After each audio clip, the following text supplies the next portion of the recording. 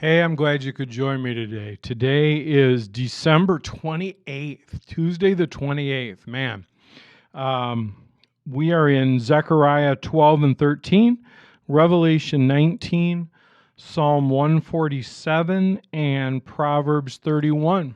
So, Zechariah 12 and 13. This message concerning the fate of Israel came from the Lord. This message is from the Lord, who stretched out the heavens, laid the foundations of the earth, and formed the human spirit. I will make Jerusalem like an intoxicating drink that makes the nearby nations stagger when they send their armies to besiege Jerusalem and Judah. On that day I will make Jerusalem an immovable rock. All the nations will gather against it to try to move it, but they will only hurt themselves. On that day, says the Lord, I will cause every horse to panic and every rider to lose nerve. I will watch over the people of Judah, but I will blind all the horses of their enemies. And the clans of Judah will say to themselves, the people of Jerusalem have found strength in the Lord of heaven's armies, their God. On that day I will make the clans of Judah like a flame that sets a woodpile ablaze, or like a burning torch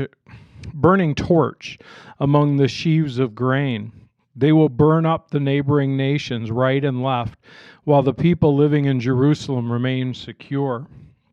The Lord will give victory to the rest of Judah first, but before Jerusalem, so that the people of Jerusalem and the royal line of David will not have greater honor than the rest of Judah. On that day, excuse me, sorry about that. On that day, the Lord will defend the people of Jerusalem. The weak and among them will be as mighty as King David, and the royal descendants will be like God, and the angel of the Lord who goes before them. For on that day I will begin to destroy all the nations that come against Jerusalem.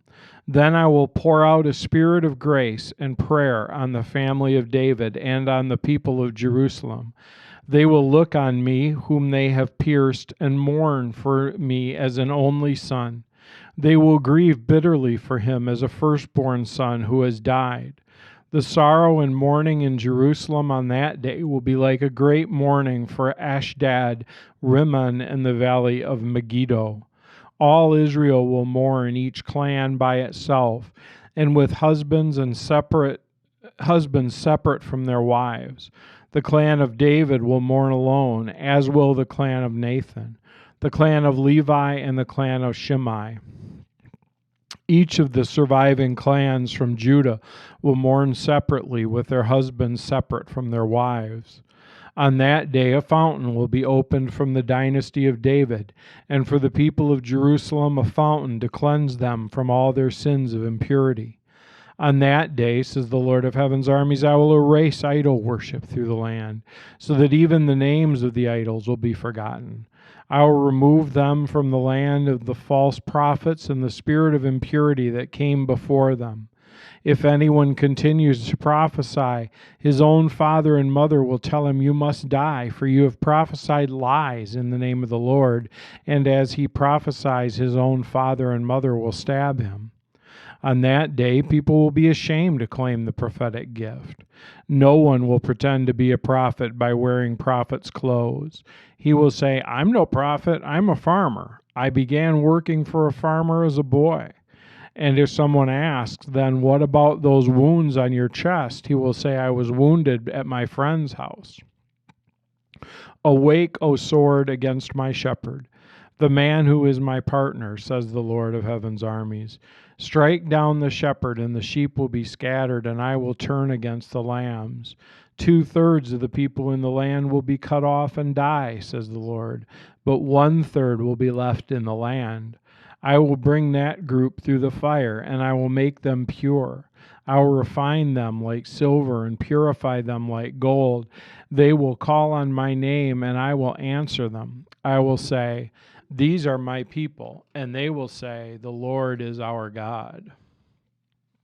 And we go to Revelation 19, Songs of Victory in Heaven.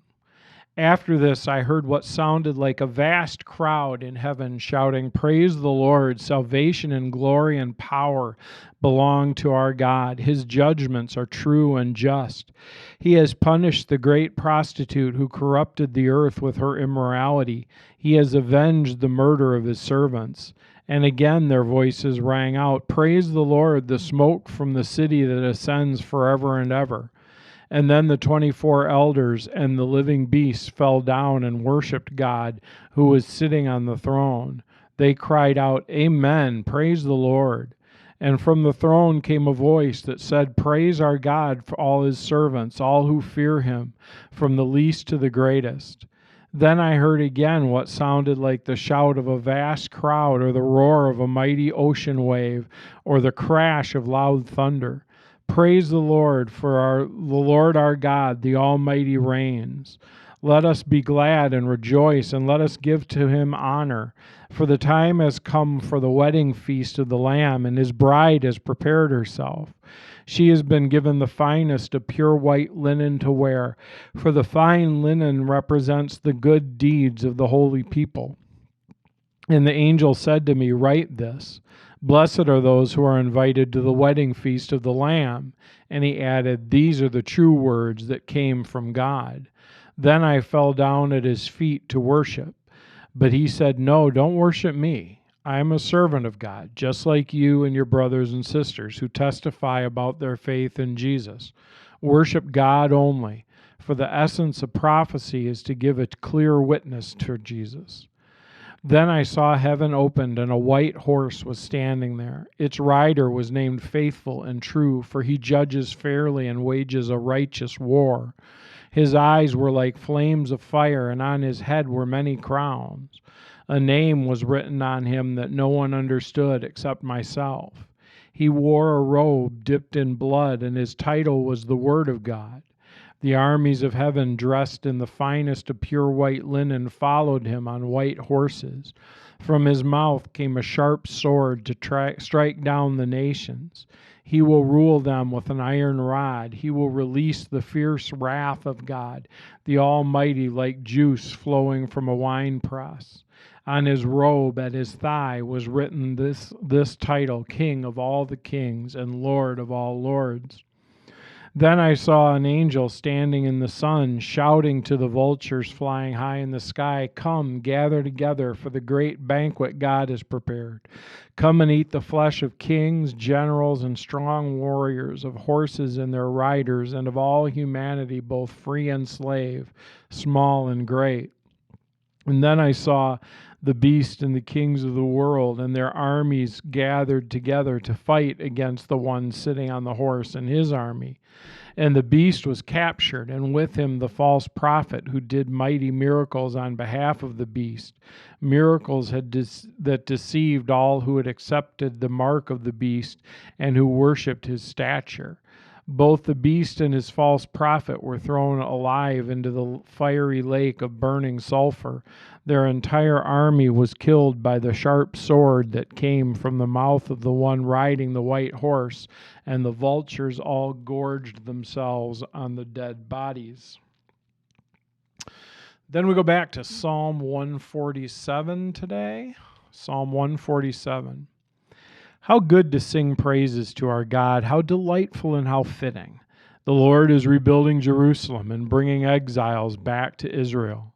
He heals the brokenhearted and bandages their wounds. He counts the stars and calls them all by name. How great is our Lord! His power is absolute, his understanding beyond comprehension. The Lord supports the humble, but he brings the wicked down into dust.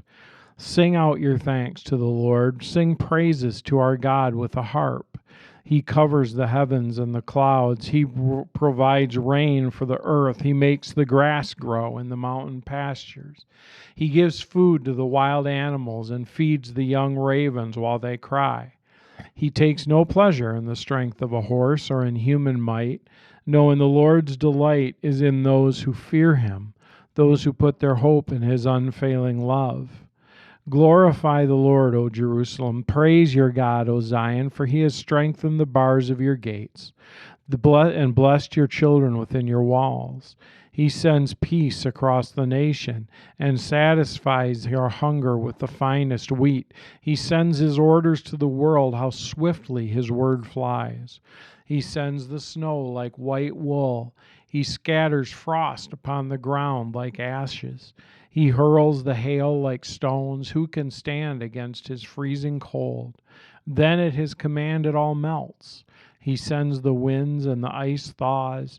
He has revealed the words to Jacob and his decrees and regulations to Israel. He has not done this for any other nation. They do not know his regulations. And then we are in Proverbs, verse 31, chapter 31, and we're going to read 7 verses today, 1 through 7. The sayings of King Lemuel contain this message, which his mother taught him.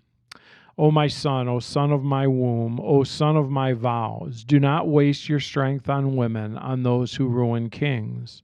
It is not for kings, O Lemuel, to guzzle wine. Rulers should not crave alcohol. For if they drink, they may forget the law and not give justice to the oppressed. Alcohol is for the dying, and wine for those in bitter distress. Let them drink to forget their poverty and remember their troubles no more. Then let's see what Oswald Chambers has to say today. Continuous conversion. These words of our Lord refer to an initial conversion, but we should continue to turn to God as children, being continuously converted every day of our lives. Our natural life must not rule. God must rule in us. The verse is Matthew 18:3. Unless you are converted and become as little children, you will by no means enter the kingdom of God. I think that's a great reminder to turn to God continually as a child with that faith and that trust. So I guess I'm wondering, and I'd encourage you just to take a minute to think here about what is it that you need to trust God with today? You know, is there something on your mind or something on your heart that you just need to hand over to him like a child would hand it to a parent, and to know then to trust that he's going to care for it and for you? And so let's just do that together. Father, thank you for another day in your word. Thank you that you're so faithful and you're so true, and thank you that you don't want sacrifices. You're not demanding perfect obedience from us, but you want us just to trust you like children. So Lord, would you help us to do that today in Jesus' name. Amen. All right, we can cross off December 28th. I will be back with you on the 31st, and we'll finish the whole thing up. Have a great day.